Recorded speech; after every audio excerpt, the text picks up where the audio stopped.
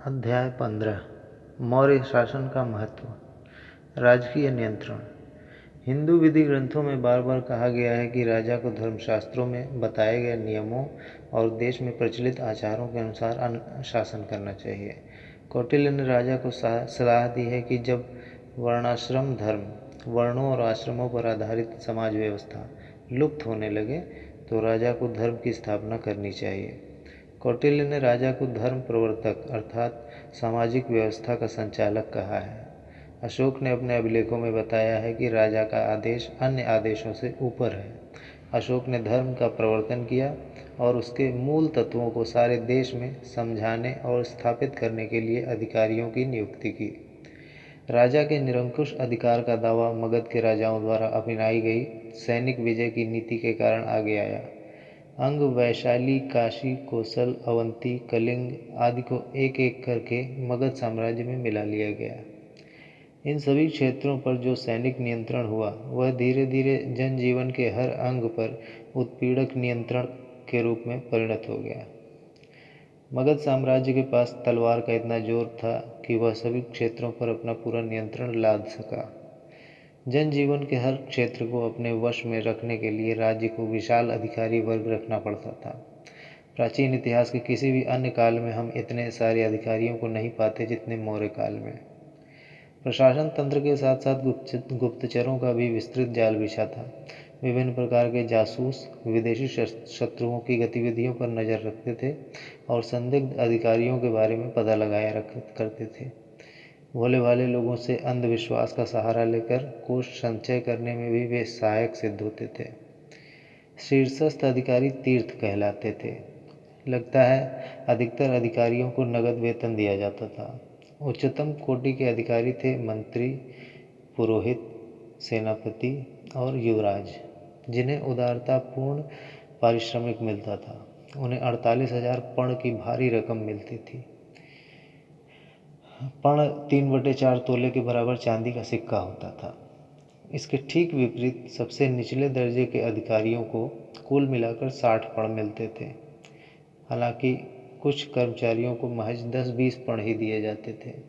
इससे लगता है कि उच्चतम और निम्नतम श्रेणियों के कर्मचारियों के बीच भारी विषमता थी। आर्थिक नियंत्रण। यदि हम कौटिल्य के अर्थशास्त्र को आधार बनाएं तो लगेगा कि राज्य में 27 अध्यक्ष नियुक्त थे। उनका कार्य मुख्य रूप से राज्य की आर्थिक गतिविधियों का नियमन करना था। वे कृषि, व्यापार, वाणिज्य और बाट माप का तथा कताई, बुनाई, खान आदि शिल्पों का नियंत्रण करते थे। राज्य कृषकों की भलाई के लिए सिंचाई और जल वितरण की व्यवस्था करता था। मेगस्थनीज हमें बताता है कि मिस्र की भांति ही मौर्य राज्य में अधिकारी जमीन को मापता और उन नहरों का निरीक्षण करता था जिनसे होकर पानी छोटी नहरों में पहुंचता था। कौटिल्य के अर्थशास्त्र में कृषि कार्यों में दासों को लगाए जाने की व्यवस्था है, जो एक महत्वपूर्ण सामाजिक विकास था। मेगस्थनीज का कहना है कि उसने दास नहीं देखे, परंतु इस बात में कोई संदेह नहीं है कि भारत में गृहदास वैदिक काल से ही पाए जाते थे। लगता है कि मौर्य काल में ही दासों को कृषि कार्यों में बड़े पैमाने पर लगाया गया था। राज्य के पास बड़े बड़े कृषि क्षेत्र थे जिनमें अनगिनत दास और मजदूर खटाए जाते थे। कलिंग युद्ध के बाद जो 1.5 लाख युद्धबंदी कलिंग से पाटलिपुत्र लाए गए, संभवतः वे कृषि कार्य में ही लगा दिए गए होंगे। 1.5 लाख की संख्या अतिशयोक्ति जैसी लगती है। जो भी हो, उत्पादन की दृष्टि से प्राचीन भारतीय समाज दास समाज नहीं था। यूनान और रोम में जो कार्य दास करते थे वह भारत में शूद्रों से लिया जाता था। शूद्रों को ऊपर के तीनों वर्णों की साझा संपत्ति समझा जाता था। उन्हें दासों, शिल्पियों और कृषकों के रूप में ऊपर के तीनों वर्णों का काम करने के लिए बाध्य किया जाता था। कई कारणों से ऐसा प्रतीत होता है कि राजकीय नियंत्रण साम्राज्य के विशाल भाग में था। कम से कम केंद्रीय भाग में तो अवश्य था। ऐसा नियंत्रण पाटलिपुत्र की अनुकूल अवस्थिति के कारण संभव हुआ। यहाँ से जल मार्ग के द्वारा राजकर्मचारी चारों ओर जा सकते थे। इसके अतिरिक्त पाटलिपुत्र से एक राजमार्ग वैशाली और चंपारण होते हुए नेपाल जाता था। यह भी ज्ञात है कि हिमालय की तराई में भी एक सड़क थी। यह सड़क वैशाली से चंपारण होकर कपिलवस्तु, कलसी, देहरादून जिले में हाजरा होते हुए अंत में पेशावर पहुंचती थी। मेगास्थनीज ने एक सड़क की चर्चा की है जो पश्चिमोत्तर भारत को पटना से जोड़ती थी। सड़कें पटना और सासाराम के बीच भी थीं, जो वहाँ से मिर्ज़ापुर और मध्य भारत चली गई थी। राजधानी से एक सड़क पूर्वी मध्य प्रदेश होते हुए कलिंग जाती थी और फिर कलिंग भी आंध्र और कर्नाटक से जुड़ा हुआ था। इन सारे मार्गों के कारण यातायात में सहूलियत होती थी और यातायात में घोड़ों की महत्वपूर्ण भूमिका रही होगी। उत्तरी मैदानों में तो गंगा और अन्य नदियाँ भी यातायात के मार्ग थीं। अशोक के अभिलेखों के मिलने के स्थान महत्वपूर्ण राजमार्गों पर पड़ते हैं। पत्थर के स्तंभ वाराणसी के पास चुनार में तैयार किए जाते थे और वहाँ से उत्तरी और दक्षिणी भारत में पहुँचाए जाते थे। संभवतः देश का ये जो आबाद हिस्सा मौर्यों के नियंत्रण में था, वही मुगलों के और शायद ईस्ट इंडिया कंपनी के भी नियंत्रण में रहा। मध्यकाल में आकर राजमार्ग के किनारों अधिकाधिक बस्तियां होने से और रकाबदार घोड़ों के प्रचलन से यातायात में उन्नति हुई। कंपनी जो बंदूक का प्रयोग किया, उसका आयात 1830 से लगातार वाष्प शक्ति चालित जहाज़ों से होता रहा। ऐसा लगता है कि मौर्य शासकों को बहुत बड़ी जनसंख्या का सामना नहीं करना पड़ा होगा। किसी भी तरह मौर्य सेना में 6,50,000 से अधिक सिपाही नहीं थे।